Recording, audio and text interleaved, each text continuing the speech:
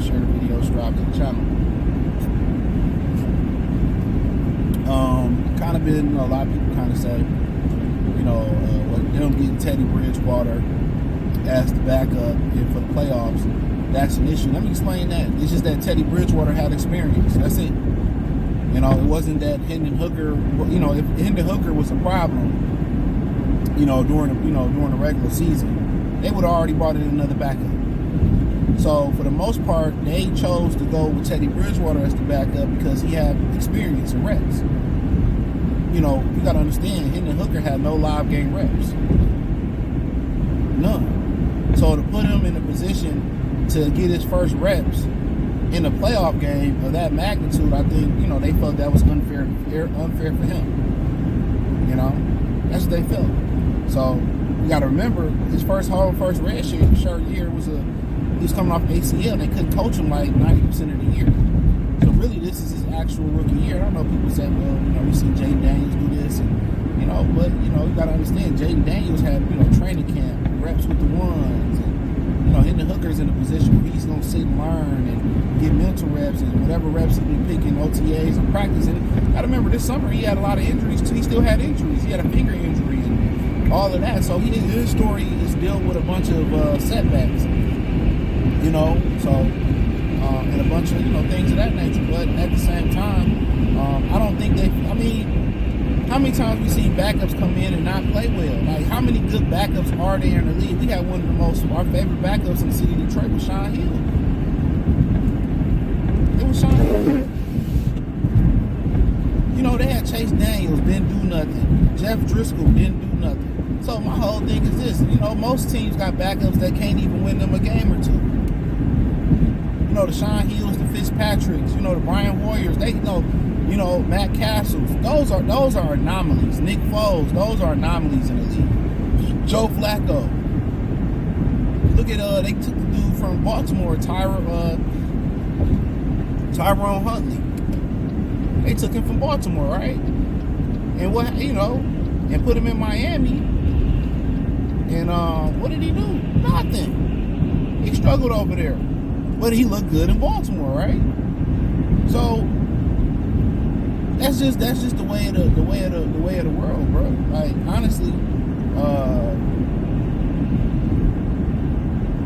man, I just think they don't have a backup problem. You developing a guy that's part of a system who's injured. It's kind of the Brad Holmes thing, but that's why they got him, because of the injury history, the value. You build him into your system, and eventually you hope that he can, turn into draft capital. He can take the keys to the car.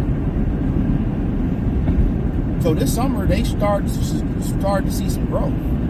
You probably work with Teddy Bridgewater again, and you just never know when you get your opportunity. That's why when you say you make those deep playoff runs, you go 15-2, you make the NFC Championship game, you don't know if you'll do it again, because the quarterback can go down. You can have injuries like you had this season. Injuries happen.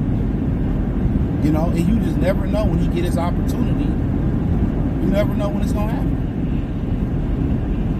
So it ain't a surplus of grades for backup quarterbacks. We ain't going to act like it's a surplus of great backup quarterbacks.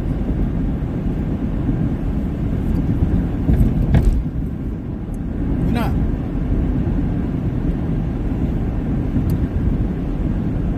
Because it's not.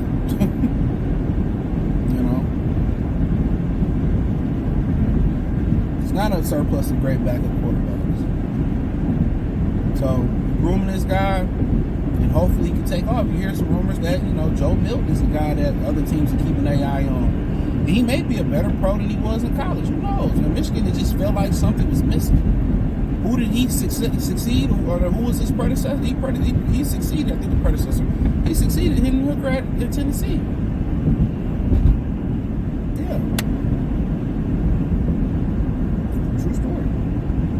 So, Rodney Harrison liked him a lot. I liked him a lot at Tennessee. There were some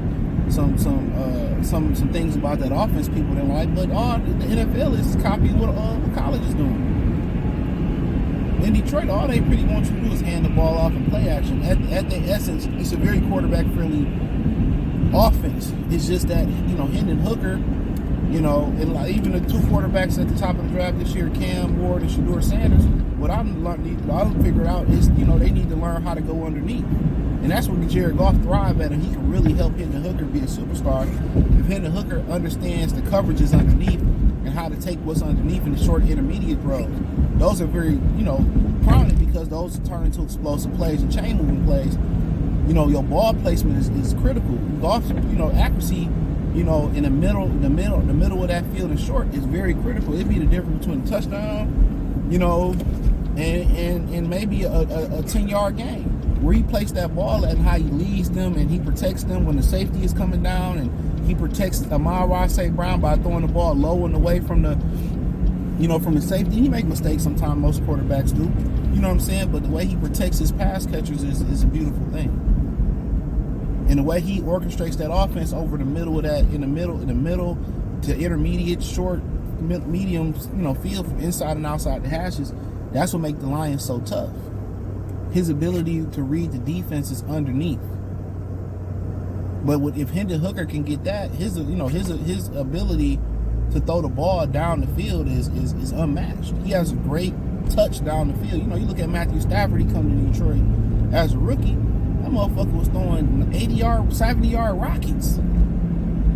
You know, now that he learned to put touch on the football, you seeing it start to drop in the bucket. He's got arc to his throw. You know, Hendon Hooker coming to the league, his deep ball is it has touch on it, has arc. It's an arc-ish type of throw. You know what I'm saying? But also with a guy that liked to run that way and had a leg problem like that. Because remember, Virginia Tech, he was a run-first quarterback. People forget that. So when you see that, you know, you see what he can do. Also, just let the body mature a little bit. But it's about time to be go time for him. You know. I think, you know, this offseason is critical for him. Healthy, no injuries, you know, build your physical strength up. And I think it's time to show that, you know, start to begin to show Goff going into the first year of this contract, or possibly, I think the first year of this contract, showing that you can compete. Like, I'm going to push him. And then maybe come next year, like, man, it's a conversation. Especially if you come up short, it's a conversation. You know, so yeah, it's about that time, man. But I don't think got a backup problem at all. The Lions got a backup problem, a lot of teams got a backup problem. A lot of teams got a backup problem. So, you know, thumbs up the video, share the video, subscribe to the channel. The subscribe button is the bell icon button. Hit all our notifications, increase the chance to get notifications. We go live with our video. Check out Detroit Lions Talk playlist. Hit the link tree, find me on X, Instagram, Spotify, Anchor, Cash App, Venmo, PayPal, Amazon, King, Twitch. The whole nine. Appreciate the love and support. Let me know what you girls and guys think in the comment section. Peace.